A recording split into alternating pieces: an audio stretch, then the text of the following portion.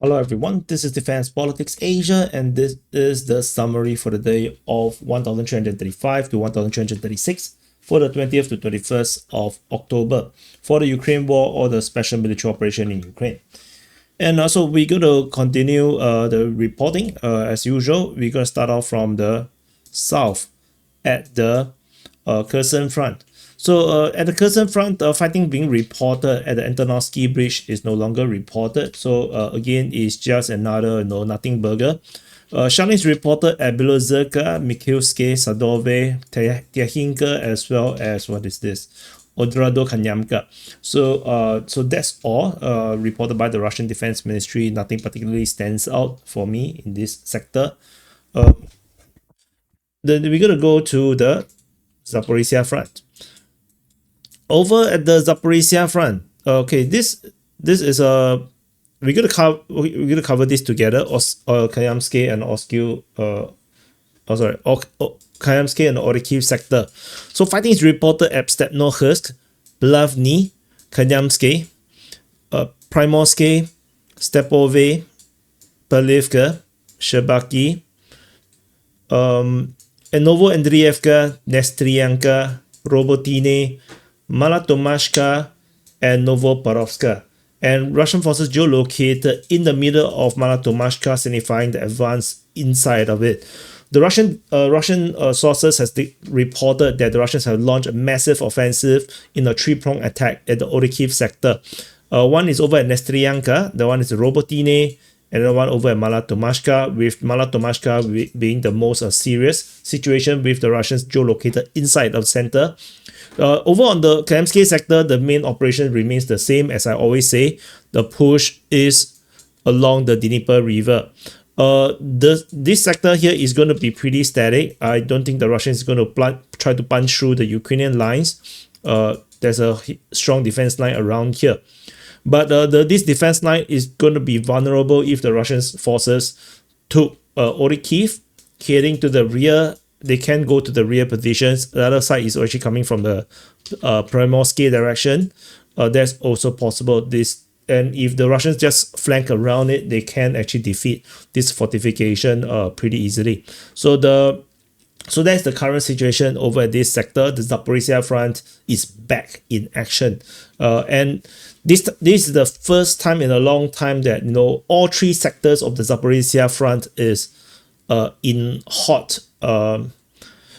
a hot fighting situation, because we have the Kayamsky along the Dnieper River, Orikhiv we have the new offensive, and over at Huyaipole we also have the continued action in the eastern flank.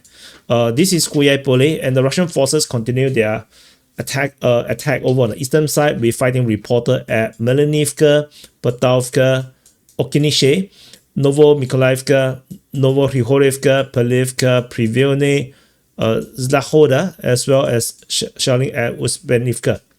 There is some frontline changes noted around Potavka and Melanivka.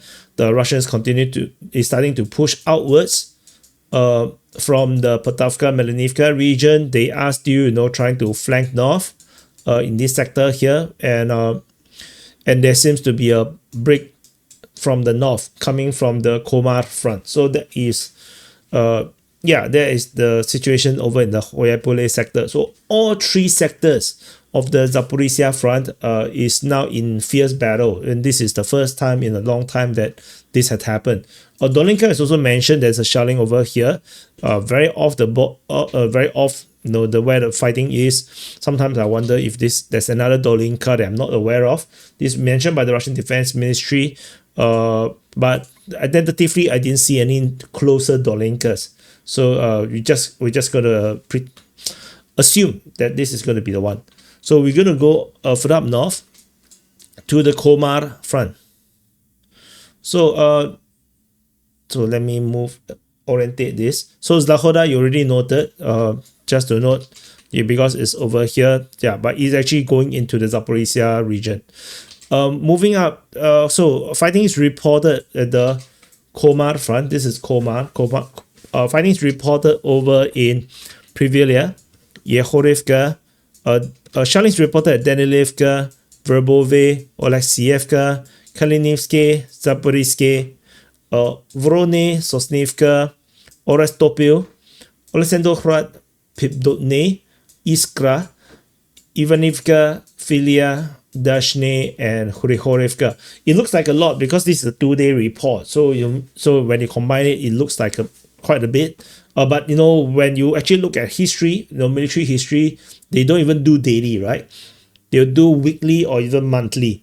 So then you see the big arrow movements, and then you're gonna see just as many arrows, when you combine the whole thing. So it's not like a big problem per se. So overly granular also, is it gives some context and nuances, but in the general picture, it's just some big arrows, and the big arrows here is the Russians pushing to Aristopil, the flanking operation north of Oleksievka, the push westward north of the Zaporizhzhia Zaporizhzhia region, and there is this operation around this sector here, which is not so clear if the Russians are trying to clear out this salient. There is some consolidation operations in these various regions at Iskra, Pidone,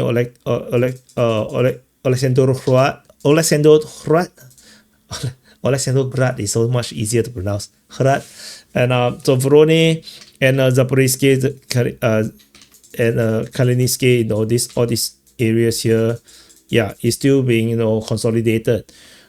There's clearly some Ukrainian forces around the rear positions, which is why the Ukrainians keep mentioning all these rear positions. But it wouldn't matter that much because the main push is going out in very obvious places. So we shall wait and see how this goes. But that's all from the Komar front. Moving to the next front line, the Pokrov front. So this Pokrov, fighting is reported at Novopalevka, Kotlyarivka, Novomykolaivka, Volodetske, Udashne, Kotline, Vivrove, Pokrov, Khrishine, Novopalevka, Lisivka, Promin, Minokhrad, Mykolaivka, Novoekonomichne, Chevny Liman, Rodinske, Suketske, shelling at Vasilivka, and there's geolocation at Promin, confirming the Russians have fully established more or less the whole wall. There is a possibility that so I put it in yellow. So might have established the whole wall. This salient here, around the east of Promin might be gone already. We are not entirely sure if that's the case. Russian forces extended their zone of control inside of Pokrov, so that's important to note. And Khrishine is now under threat because the attack might come from Pokrov itself, not only from the Kotline direction. Although this one here, we don't have any information or geolocation to confirm any form of Russian advance in that sector. The northern flanking operation continues. Fighting in this northern sector is basically the same. The Ukrainians continue to mention fighting at the Novoekonomichne region, which I will have some doubts if that is some serious actions. And otherwise, these actions here are probably pretty static. I don't expect too much from the western flank. So that's all from the Pokrov front. To the north of the Pokrov front, the Pokrov breakout zone. So, or the northern flank of the Pokrov front. So we have fighting reported over in Nikhanorivka, Dorozhne, Mayat, Palivka, Volodymyrivka, Shakove, Sofievka, Poltavka, Rusinya, Stepanivka. Although this tree here is part of the Konstantinivka front. Vilny, Kusherivya, Zority, Kolozies, Novomykolaivka, and shelling probably happened at Toretske.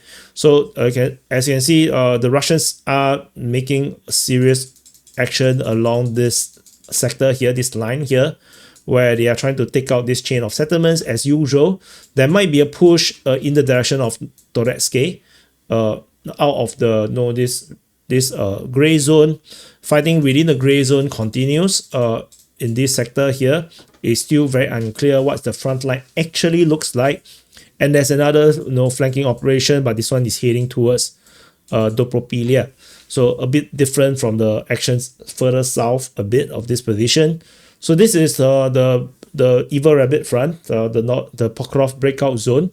For those that cannot see, the Evil Rabbit unfortunately is already dead.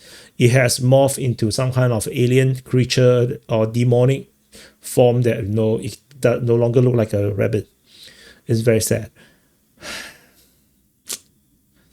1 minute of silence for the Evil Rabbit.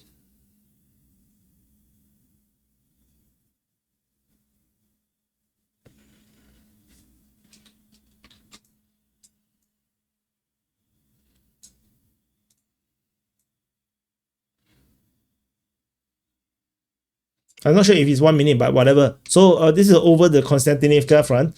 So fighting is reported over in Konstantinivka, Stupochki, Mykolaievka in the Bakhmut front is also mentioned. Bilakhora, Alexandro Shchetin is mentioned. Ivanopilia, Plishevka, Katerinivka, Torex, Semenivka, and towards Berestov.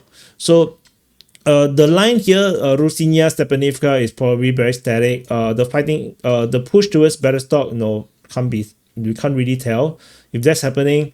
Russian forces continue to try to take out this entrance where the Ukrainian forces have a salient into Semenivka. Russians may or may not try to eliminate it. They might use this as a kill zone. This is gone. In case you do not know, the Russians has already created a southeast wall. They are trying to take out Pritechny to create the eastern wall. So otherwise, there might be some kind of fighting in the rear positions because the Ukrainian Defense Ministry mentioned it. Geolocation of a M777 artillery was destroyed at Mykolaievka. So that's all from this sector here. You can see clearly how the front line breaks up. Like this is its own front line. This is another front line. So it's pretty clear how the separation of operations is in this sector here. We move on, and basically happy birthday to you first before I forget. And so press the like button, subscribe as we move on to the Bakhmut front, which there is nothing happening other than the Mykolaievka one and perhaps the Pazeno. There is a geolocation, however, of a FPV drone hitting a Gozdika artillery. The fact that there is still Soviet era artillery there is being used is interesting after so long of the battle. So we go on to the Liman Siversk front. So Liman is over here. This is Siversk. Fighting is reported over in Pazeno, Fedorivka, Perezhne, Zvenivka, Vimka, Novoselivka, Siversk, Serebianka, Krihorivka, Dronivka, Shalinga, Platonivka, Yampil, Torske, and Liman. Geolocation of Russian airstrike on Ukrainian positions was noted in the south of Liman. So general operation is mostly the same. The strategic situation, Russian push doing the offensive operation in the two-pronged attack. Interesting mention of Novoselivka. There's a flanking operation in the north of Siversk, one particularly heading and trying to destroy Dronivka in the two-pronged attack. There's a push to capture Yampil, which will then head towards the south of Liman. And there might be a push directly towards Liman, but tentatively no evidence. It's just my hypothesis. And the Russians are still trying to fully secure Torske, the outskirts of Torske. But mainly that's all from this Siversk front. Strategic situation remains the same because they don't have these massive frontline changes noted here yet. But things will change very quickly once intel drop of any big frontline changes here. Over at the Oskil Liman front, so we have fighting reported in Kharkivka, Karpivka, Starine, Shandrihorove, Novoselivka, Darilove, Dobrysheve, Kolozyazy, as well as Merne. And so strategic situation here also is very similar. It's also on routine, nothing new. This is the this is a static line. Russian forces is mainly trying to capture Novoselivka and Drobosheve with this two-pronged attack with an eye on Sviatohursk. A potential push towards Oskil might be happening, but hard to say. Around the Kapivka region and Serene region, which will eventually push in the direction of Oskil. But yeah, tentatively, maybe not. Tentatively don't have clear evidence, because I think to capture Sviatohursk seems to be a more attractive proposition for now, and probably more reachable by the end of the month. So no, not end of the month, by end of next month. I don't think end of the month is possible. But let's see how this goes. We move on further up north to the Borova front. Borova is over here. Borova front, fighting is reported at Bohuslavka, Novokrylyakivka, Boryska Andrievka, Zelene High, and Kopanki. Nothing stands out for me. I mean, all these operations, yeah, I don't think too much. This is a very static line. Yeah, this fighting over here also never results in anything. Nothing ever happens, and yeah, that's it. We go on further up north to the Kupiansk front. This is Kupiansk city, and at the Kupiansk front, developments is mainly over in Kupiansk, with geolocation confirming Russians have advanced inside of Kupiansk. There is fighting reported at Pischany, Stepova Novoselivka, Kurylivka, Petropavlivka, the shelling at Osinovo, and a push towards Hrushivka. Geolocation of a Russian strike on the Ukrainian crossing was noted. The main push is still in the battle for Kupiansk. This is still the main thing. Hrushivka one, it could be shelling. Whether it's a push is unclear for now. I don't think the Russians will push out for now. Mainly terrain problem. It's more probably better to concentrate on the main push. The Russians are still pushing through the Pischany Novoselivka line in this area here towards the Oskil River. But yeah, that's all for this sector. Very, very, very, very difficult front line for Ukraine. Very logistically, strategically, just very difficult for Ukraine. So it's going to be a tough life to fight in that region. So this is the Voreshna front. This is Voreshna.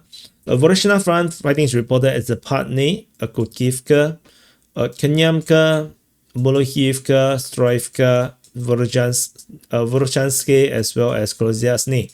The situation is largely the same. We now see the return of the Russians' push out of Voreshna. This has returned.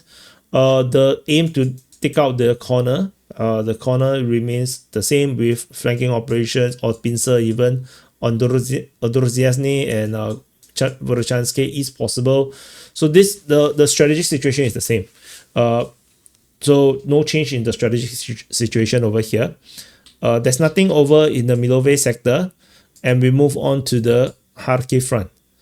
So Kharkiv is over here. Fighting is mainly over in the Voschan sector over here. In the Voschan sector, we have geolocation of Russian forces at Selennikove, confirming part of the Russian mapping is accurate, that the Russians have advanced to Selennikove. Fighting is reported in Voschansk and Vochansky Kotori.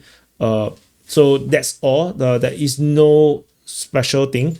The Russians' appearance at Selennikove is concerning, which means the Russians could potentially push out and hit into the rear, cut off reinforcement routes to Voschansk, and yeah, that will collapse the whole of Voschansk city's defense pretty quickly. So that's the main thing to look out for now. So that's all for the Voschansk sector. We go on to the last front line, the Sumy front. Sumy front, the situation is also routine, nothing new regarding this area. Fighting is reported at Satki, Marine, Krapeshivka, Krapeshina, Kocharevka, Varashkina, Andriivka, Novokonstantinivka, and Perlivka. I mean, this was not mentioned previously. The rest is pretty routine, but I would say this is all just a static line, with Perlivka also pretty static. There's nothing particularly special about all these things. The Russia's action here is just mainly to attrition the Ukrainians. So if the Ukrainians try to do counterattack, they're basically falling into Russian traps. But if the Ukrainians don't counterattack, then they're still sitting ducks getting struck by the Russians. I don't know what they should do. And they do not have enough manpower and equipment to launch major offensive, to capture back the ground. Because if they escalate, then the Russians also escalates, then more troops die and become a kill zone. I do not know how Ukraine is going to win the war without NATO entering war, but it is what it is, and that's it. So this is the summary for the day of 1335 to 1336, 20 to 21st of October. Thank you for watching, and I'll see you guys in the next update.